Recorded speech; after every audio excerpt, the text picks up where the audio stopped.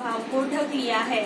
इसीलिए देह संगात असत है एवं अंतःकरण जड़ है, यह सबको प्रतीति नहीं हो रही है, बल्कि देह विद्यमान है और अंतःकरण चेतन है, ऐसी भ्रांति प्रतीत हो रही है।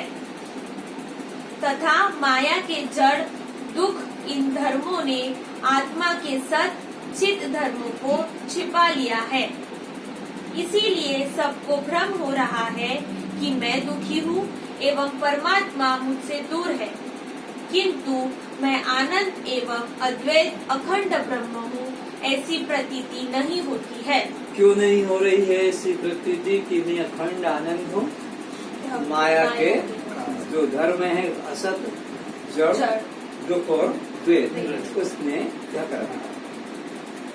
अतः जगत में जो सत एवं सुख की भासमानता हो रही है वह परमात्मा की ही है। इसी प्रकार आत्मा अधिष्ठान से अध्यस्त जगत भिन्न नहीं है। आत्मा में संसार व्याप्त है एवं संसार में आत्मा व्याप्त है। दोनों का अनन्यो अध्यास हो रहा है। कैसा होता है अनन्यो अध्यास?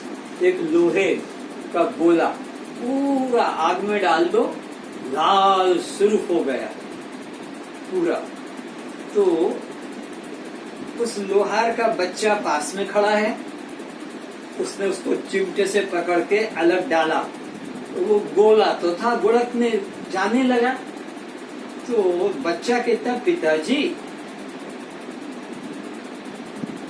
आग कैसी गोल है?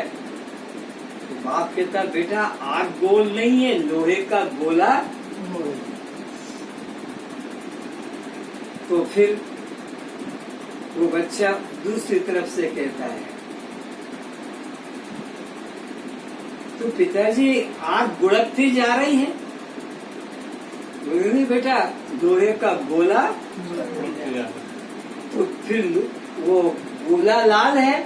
नहीं, गोला तो काला लोहे का है। तो लाल पना किसका है? आग का। और गोला पना है गोले का।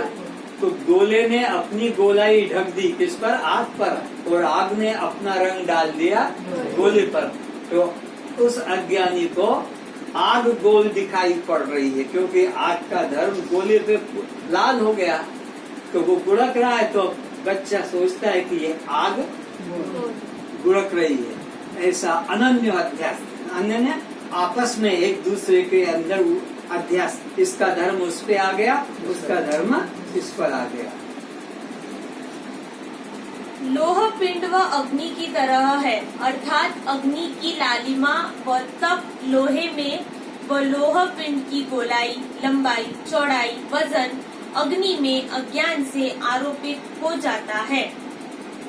जिस प्रकार घट पात्र में रखी मदिरा से घड़े का आकाश मदिरा की गंध से कभी लिप्त नहीं होता है, न मल रखने से घड़े का आकाश मलिन होता है। देखो दृष्टांत दिया जा रहा है बहुत सुंदर।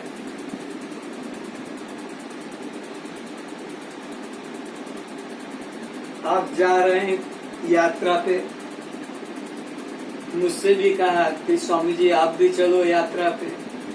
तो भाई मैं तो जा नहीं सकता हूँ, बूढ़ा हो गया, उम्र ज्यादा हो गई, चला नहीं जाता है। तो तुम ऐसा करो, मेरा ये तुम्बा ले जाओ जो रहता है पानी का, इसको मेरी जगह डुबकी लगा लगा के नहला कर ले आना। और वो गए तुम्बे को लेकर, और उसमें आते समय पानी भर के ले आना गंगा का। तो हम यहाँ प्रसाद रूप में सब भक्त और ले लेंगे।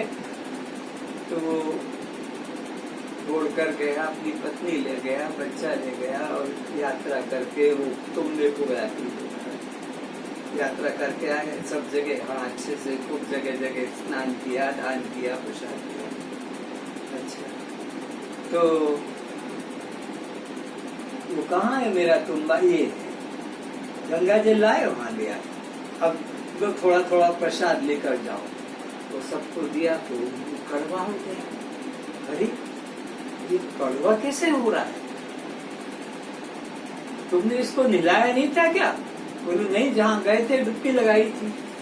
तो वो जो तुम्बा था, कड़वी, गाँव में ऐसे होते कड़वी, उसको आल तुबड़ी भी बोलते, तुमड़ा बाबा लोग पानी लेके टट्टी जाते।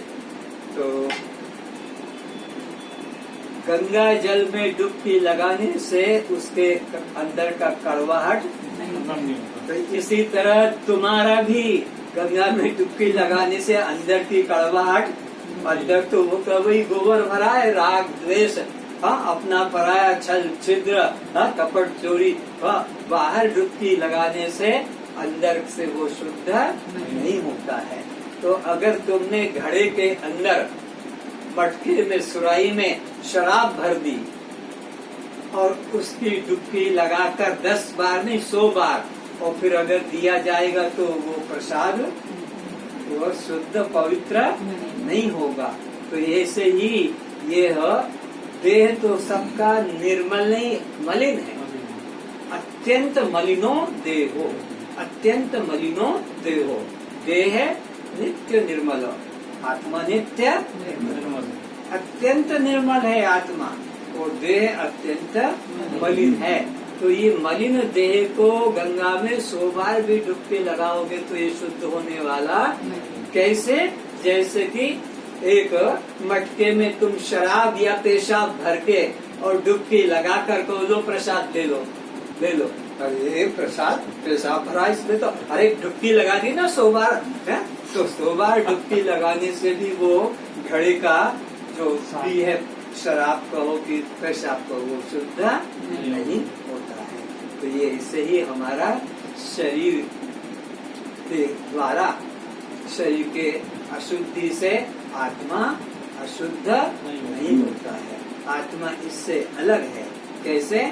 जैसे घड़े से वो शराब का अलग स्वभाव है, घड़े के डुबकी लगाने से शराब में पवित्रता, तो ऐसे देह के डुबकी मारने से तुम्हारा तो मन पवित्र होने वाला नहीं, मन अपवित्र है।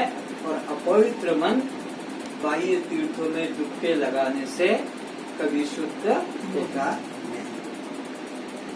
वैसे ही देह उपाधि का संयोग होने पर देह के षड विकारों से मैं निर्विकार आत्मा सर्वदा असंग अलिप्त ही रहता हूँ।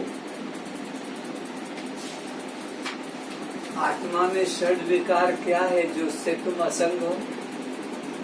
आत्मा में षड विकार से तुम अलग हो। ये दृष्टांत क्यों दे रहे हैं कि घड़े से, घड़े में रखी हुई शराब अलग है।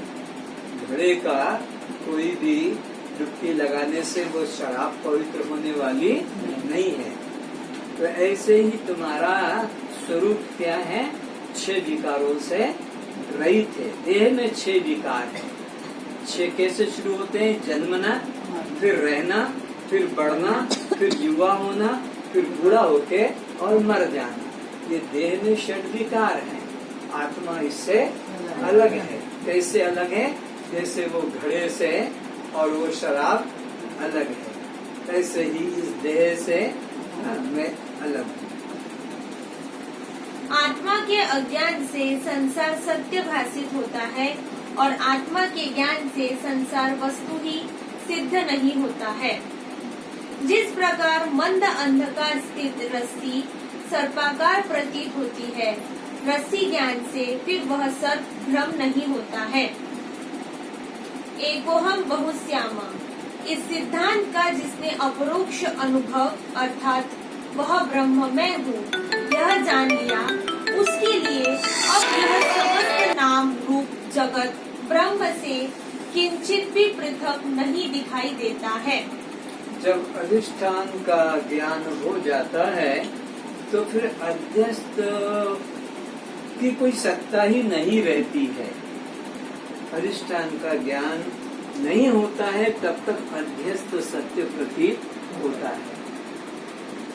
तो अधिष्ठान यहाँ पर अपना आत्मा है, उसके अज्ञान से यह जगत सत्य सा भाषित होता है। पर जब अपने आत्मा का अधिष्ठान रूप का सत्य रूप का भान हो गया तो फिर जगत प्रतीत नहीं होता है, बल्कि एक परमात्मा एक ब्रह्म ही अनुभव में आता